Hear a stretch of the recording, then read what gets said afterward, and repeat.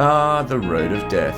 The only place in the world where if you miss a turn, your GPS says good luck rather than recalculating.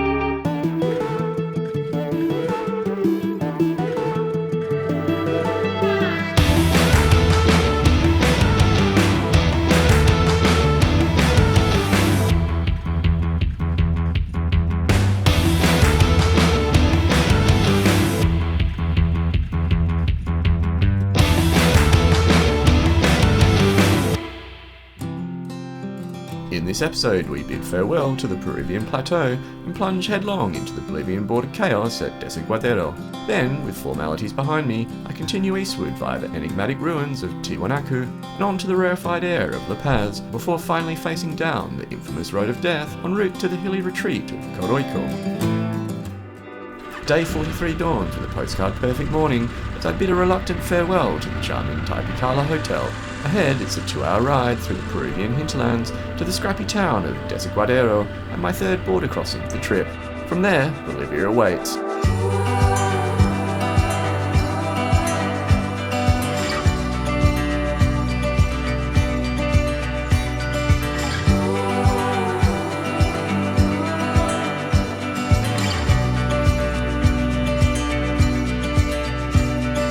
Bring me back to where I first started.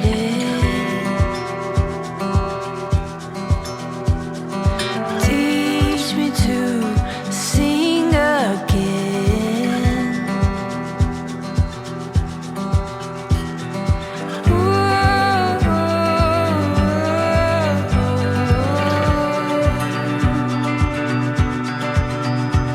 I want to dance all over. Swing me back to In the morning light, Lake Titicaca gleams with a shade of blue so deep it could almost convince you it's the sea, momentarily tricking the mind into forgetting that we're cruising at almost 4,000 metres, an altitude that would certainly make most sea level dwellers gasp for air.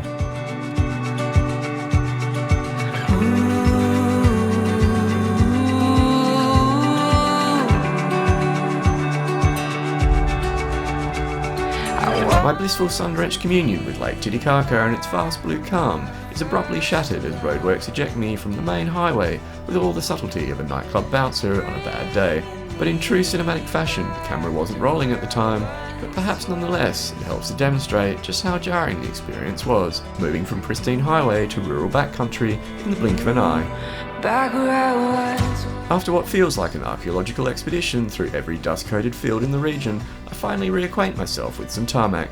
It's a road, yes, but not the road, leaving me to ponder the extent of my diversion into the Peruvian outback.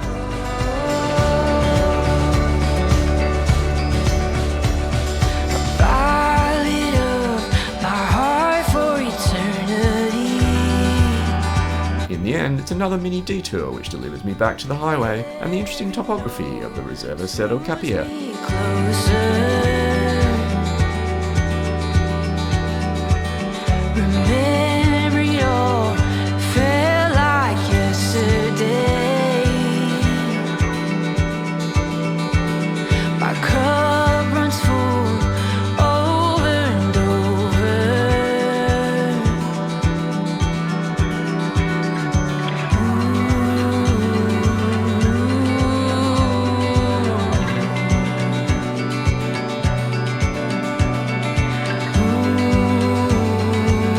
Ultimately, it's not too long before I'm unceremoniously ejected once more from the main highway.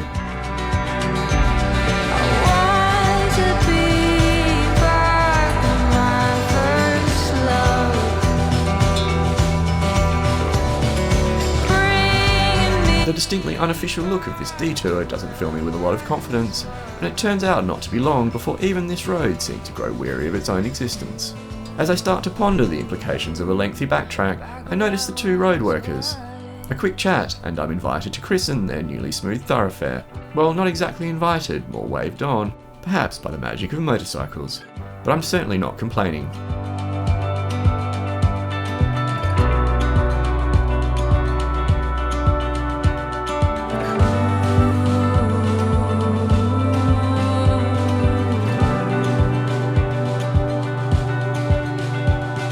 I'm barely back on the main road when the outskirts of Desaguadero materialise, unmistakable in their border town glory. The dead giveaway? A typical queue of trucks stretching ahead, lined up like a convoy of exhausted elephants, each one waiting its turn to trudge across the frontier.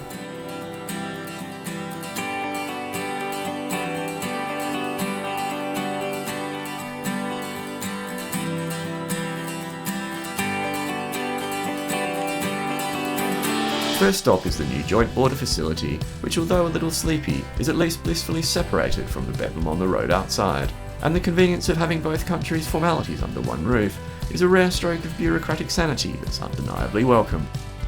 Once again, my flamboyantly colourful UK registration document baffles the local customs officials, who eye it as if I've just handed them a particularly garish piece of modern art. After a round of puzzled glances and a bit of head scratching, the computer is finally appeased, and I'm dispatched towards the actual frontier, barring one final bureaucratic yet amiable hurdle.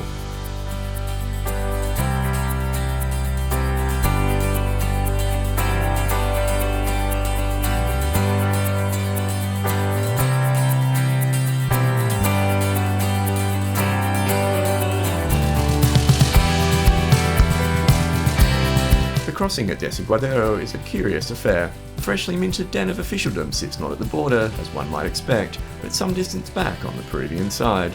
So after officially exiting Peru, you're still obliged to ride back through Peru to get back to the actual border at the bridge over the Rio Desaguadero.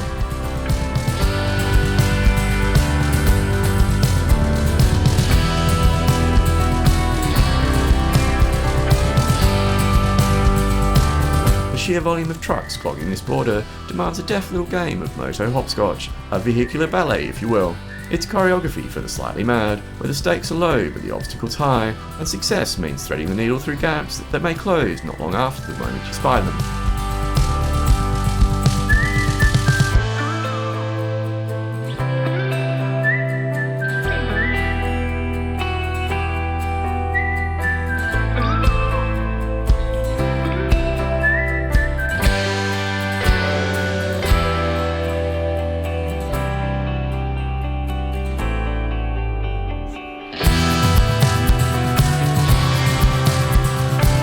A few moments later.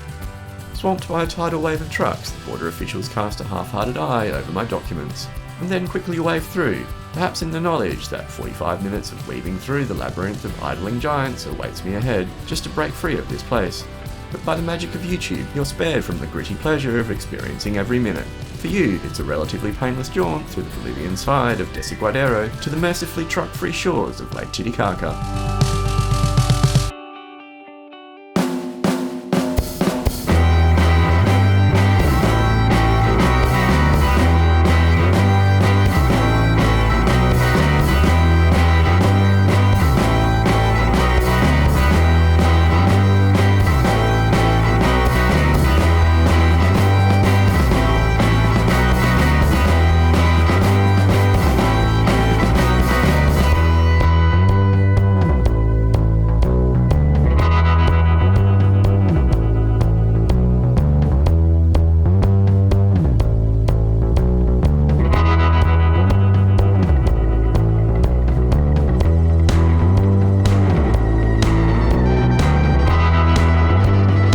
No sooner have I settled into my lakeside ride than another checkpoint materialises. Just why they need a post barely 5k's from the border is one of those mysteries known only to the minds of officials marinated in red tape. This one, however, seems concerned with nothing more than a cursory glance at the still wet ink on the temporary import permit for my bike, a gesture that suggests it's more about ritual than regulation.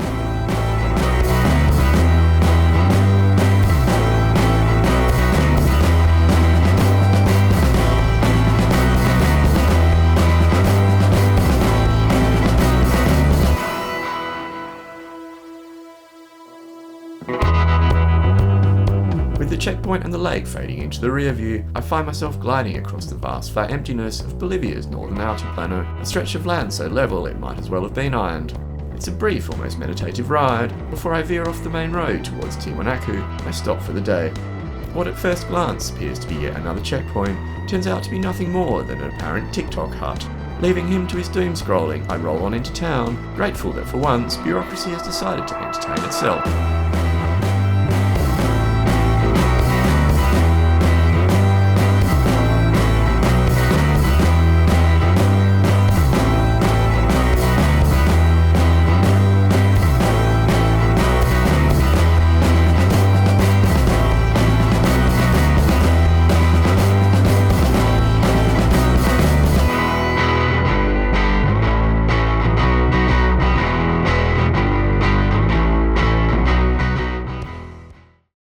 Day 44, and before throwing my leg over the bike once more, I'm taking a bipedal detour through Tiwanaku's main archaeological site, which as luck would have it, is also right next to the hotel. Tiwanaku, a UNESCO World Heritage Site, stands as a marvel from an age so ancient that even archaeologists can't quite agree on when it all began. Estimates have fluctuated wildly over the years, as scholars squabble like birds over breadcrumbs, but recent consensus places the site's peak at around 800 AD. By then, it had grown into a thriving hub of culture and ritual, only to be largely abandoned within a couple of centuries, leaving behind mysteries as thick as the stone blocks that still defy explanation. The pillars themselves remain just as they were, along with the faces carved into the walls, each wearing an expression so profoundly grumpy that it borders on the philosophical, a kind of weathered dissatisfaction that suggests the builders intended each to be a portrait of perpetual petulance. Over the years, a fair share of the stonework went the way of all things portable and desirable, spirited off by one band of opportunists or another. Modern exploration of the site started in the mid-19th century, but didn't really kick into gear until the 1960s, when an enthusiastic Bolivian government of the day launched a large-scale trail fest and restoration project.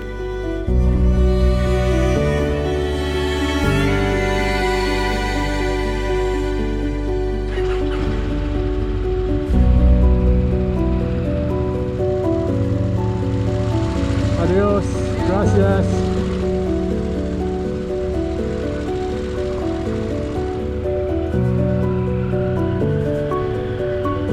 Today's ride is a fairly short one, taking me to La Paz, Bolivia's capital and the highest big city on Earth.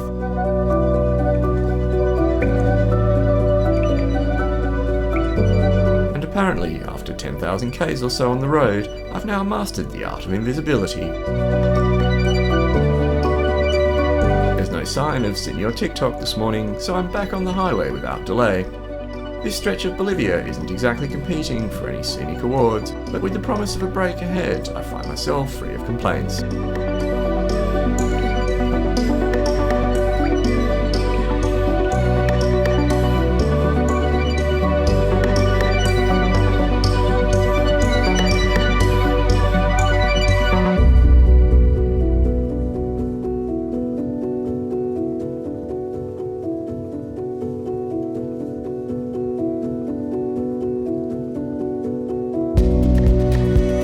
As I pull up to the toll booth, it dawns on me that I haven't the faintest clue about Bolivia's stance on motorcycles and tolls. But before I can ponder this bureaucratic blind spot too deeply, I'm waved through with the kind of casual indifference that suggests either I'm exempt or they simply couldn't care less.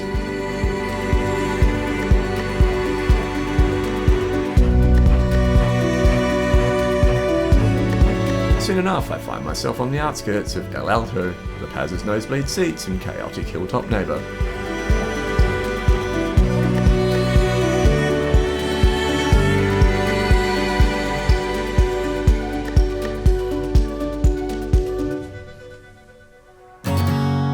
Strangely, the initial bedlam melts away, leaving a surprisingly clear stretch of road, at least until an ambiguously positioned detour sign intervenes. Its vague gesture sends me, along with a small convoy of equally perplexed drivers, cheerfully down what turns out to be a dead end. As it happens, the sign was actually pointing to the right, not to the right lane, a distinction that in the grand tradition of Bolivian road signage was probably obvious to the person who put it there, but not to anyone else. But I believe this love is stronger than you and I. Nothing a quick backstreet tour can't remedy, and soon enough I'm back on track, with the main road unfurling before me and leading into my descent towards La Paz itself. Just the thing to do. Don't mind the law, hard on our heels. No one's gonna come for you. I believe we're here for a while, then we die. But I believe this love is stronger than you and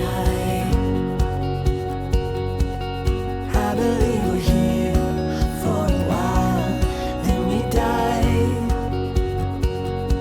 But I believe this love is stronger than you and I.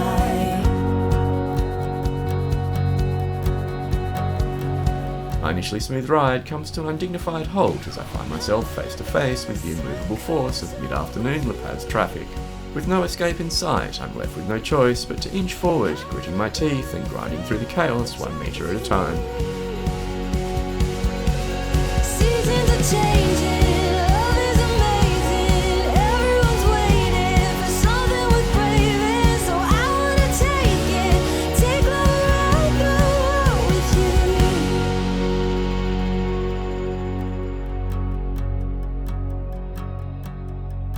you. You hold this map, I'll hold your hand. Take this love around the world. Hands in the fire, face in the dark. It's day 45 and I'll be swapping La Paz's glacial traffic for a ride through the breathtaking Cordillera Real Mountains on my way to the infamous Road of Death, a name that doesn't so much describe the thoroughfare as undersell it.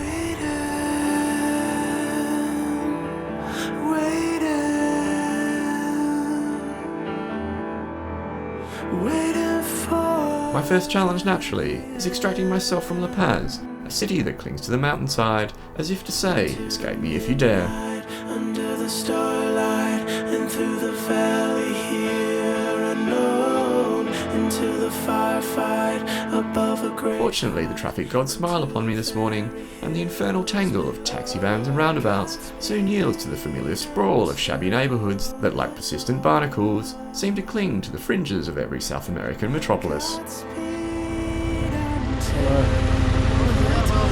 Buenos días. ¿Dónde va? ¿Qué va? ¿Dónde destino? Coroico. Yeah, sí. Gracias.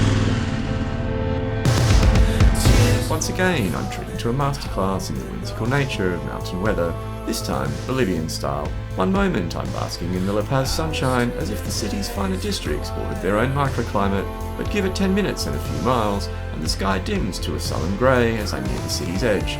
And by the time I hit 4,500 metres, it's a full orchestral downpour. Welcome to Bolivia.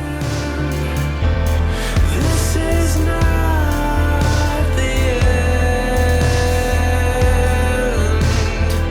Into the midnight, under the starlight, and through the valley here unknown, into the firefight above a great height, until the very hills below. Godspeed. The rain, like a sullen child, finally relents, revealing a landscape of breathtaking beauty.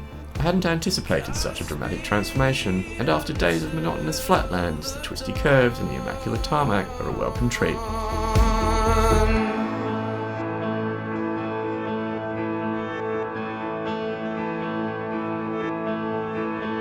Bury me beside the river. That's where new life begins. Bury me beside the river.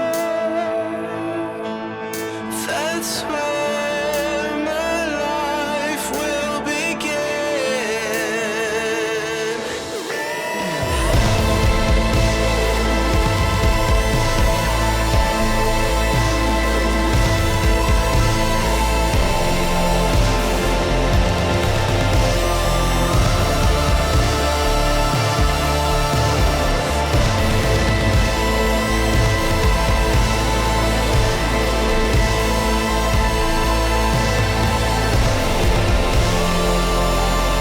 As the great peaks fade into the distance, my thoughts shift to the thoroughfare awaiting me, the infamous Road of Death. Officially, it's the North Yungas Road, but that formal title hardly does justice to its morbid credentials. Carved out of sheer rock faces in the 1930s, this road has spent decades nurturing its fearsome reputation as the world's foremost necrostrata.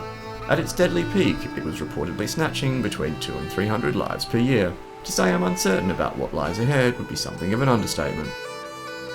But these days, the sight that greets you at the entrance to the world's deadliest road, a modern shop, a lazy dog, and a cheerful welcome sign, is more than a little revealing.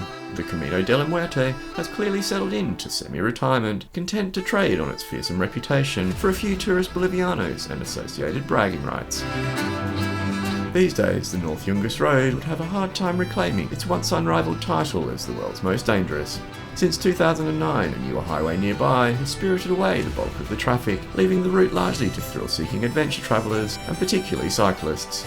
Yet despite the decline in everyday danger, this road still demands respect. Its route plunges 3,500 metres in just 64 kilometres, narrows to a scant 3 metres across in some places, and skirts dizzying drop-offs over 600 metres high, many without so much as a hint of guardrail to break the fall.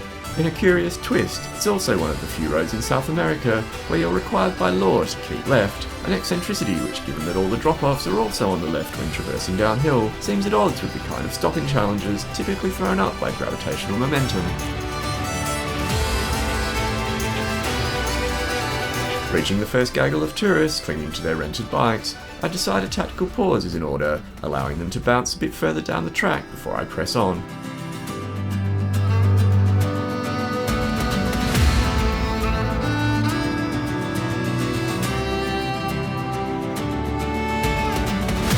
Soon enough, it's my turn. The morning rain has gifted this stretch of road with a slick veneer of mud, giving it the demeanour of an oiled snake, so I adopt a cautious pace. Earlier, a tour guide casually mentioned that the road had only just reopened after a recent mudslide, and as I roll forward, I find myself offering silent thanks to the lone digger driver who battled the muck to carve this path through.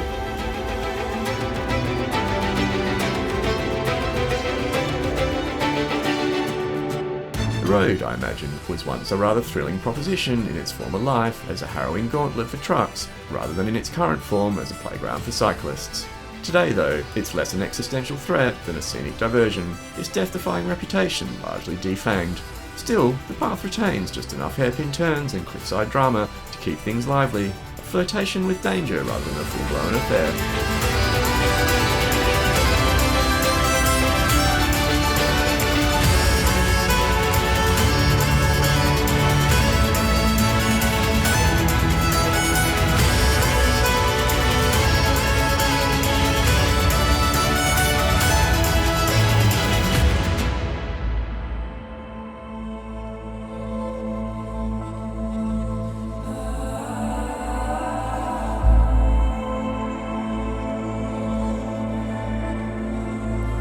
The sight of a toll booth is the final wry confirmation that capitalism has triumphed over mortality. Whether this toll is a government-sanctioned affair or simply the brainchild of some enterprising locals is anyone's guess, but there's no escaping it. I hand over my modest fee, practically a tip for the privilege of dicing with danger on Bolivia's infamous death road. When the battle is raging, which side are you taking? The choice could break you, so which side are you taking? The earth or sky? Which am I? Which side are you taking?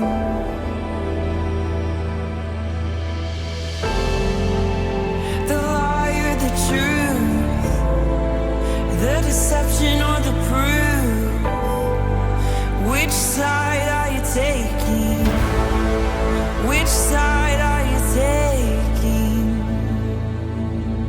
With the sun finally breaking through, the remainder of the road of death unfolds in a series of breathtaking vistas, even if it no longer poses much of a challenge to the committed rider. Which side are you taking?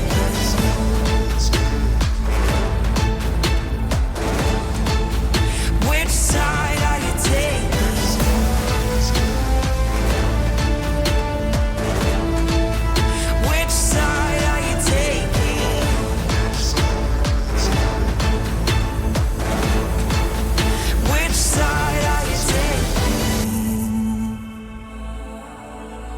Soon enough, all 64 death-defying kilometres are behind me, and I hit the pavement once more on the outskirts of the quaint mountain town of Coroico. I stop for the night. The beat of your heart. Which side are you taking?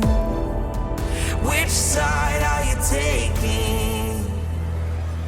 I know my hotel perched somewhere on the hill above town, a fact that sounds romantic until you're faced with the road to get there. What the map didn't reveal, and no GoPro could convey, is that this cobbled incline is approaching more of that of a wall than a street. and I count my blessings that the sky is clear, but the idea of negotiating this treacherous path in the wet is a less than enticing prospect. Which side are you taking?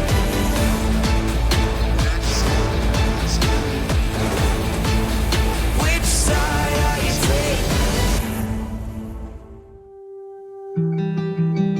taking? Mud. Misty mud. Valleys. Bridges. Adventure riders. Trains. The altiplano.